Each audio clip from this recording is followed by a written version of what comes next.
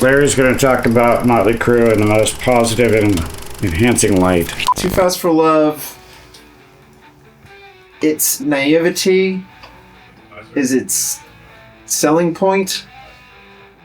Yeah, definitely. It's that you always hear that about bands, right? Like their first albums are best because they're hungry and they're raw and they're not polished and that's what makes it so great is you can just see these four young dudes, in the studio just banging these things out. Like this is not one of those albums that would have been recorded over weeks and weeks and weeks. They probably did it in a day or two, crashed it over a weekend, went in the studio, knocked out a few songs, went and had some beers, came back, did some more, wrapped it up and said, yep, good enough. So I definitely agree that the naivety. Yes, the naivety, whatever. I do think their inexperience shows on this album, and I think that is a plus, not a minus. The other thing is, and it's only been in recent years that I've kind of been able to acknowledge this. Nikki Sixx has got his critics. Nikki Sixx, had his worshipers, me included, growing up. My views on the man, have probably changed a bit over the years, but, he would always say whatever he needed to sell albums, but what he would say was that, they were like a punk band. He would always kind of try to distance himself from glam metal and like, we were a blues, rock, hard rock, Zeppelin, Deep Purple inspired, but punk.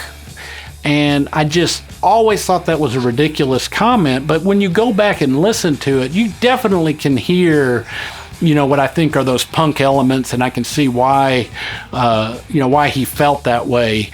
Didn't see it as a younger guy because I just didn't get into the punk music at all, but this one definitely has those punk elements that Nikki Sixx has always referred to. I think that's why I've never been able to put my finger on exactly the genre of this album, because it's definitely doesn't sound anything like the later glam stuff. And to be fair, it doesn't really sound anything at all like anything Motley Crue did since then. Right. They truly, not only did they change their logo for every album, in a lot of ways it's like they totally changed their music style for each album. I mean, each album, unlike AC/DC or Iron Maiden or Kiss or pretty much any other band, if you listen to two Motley Crue albums that were made 2 years apart, 4 years apart, whatever the case may be, you might even have a hard time making the connection that it's the same band. It doesn't have, they don't have a monotonous sound, throughout their career. Each album, has just that distinct different sound, and you're absolutely right. This definitely doesn't fall into the category of the hair metal or the traditional party rock that we were so drawn to, which is probably why growing up I had to have this one beneath Shout at the Devil, which was, like I said, the gold standard for a 14-year-old rebellious kid with long hair. Shout at the Devil was definitely the gold standard. This one always flew, underneath it. But as I've aged and as I've really gone back and listened to the music and the songs, that's why this one has, kind of jumped Shout at the Devil as far as my favorite effort from Motley Crue. Cool. All right, let's wrap it up. What if you commented on the album art and maybe a comment about his big hair inside? Remember that? Well, that's going to be the leather version, but yeah, we'll. I don't know, just something fun, maybe. Well, I don't know. I can tell you what the cover. Yeah, Sticky Fingers. Right. Yeah. Yeah, it's an allusion to Rolling Stones. Yeah, maybe that's a comment. So you got to talk a little bit about the cover on Too Fast for Love. It's definitely a straight up rip from the Rolling Stones. That's pretty clear that that's what they were going for on that.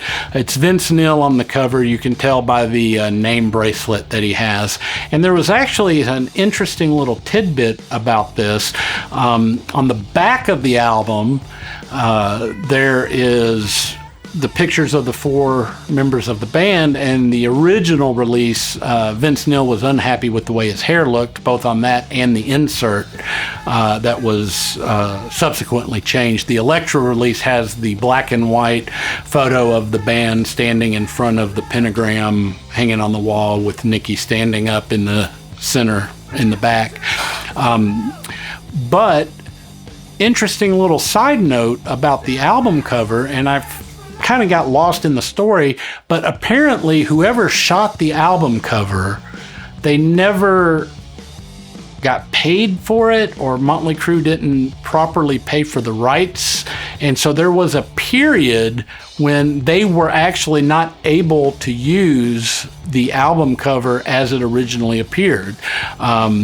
You had some variations from different things from that time period that they were using, but they couldn't sell t-shirts with that on there, I believe, and just merchandise in general. I'm sure that that's all been since cleared up because there's that kind of merchandise available. But you'll notice there for a few years, anything dealing with Too Fast for Love as far as merchandise goes did not include the album cover. It was just a lot of the other imagery from that time. You should ask Mark about that. He probably would have some insight on that, how that stuff works. That would be cool. But like I said, I think they had to have gotten it fixed because it's on their website now. But I mean, for the longest time, you couldn't. That's okay. Very good.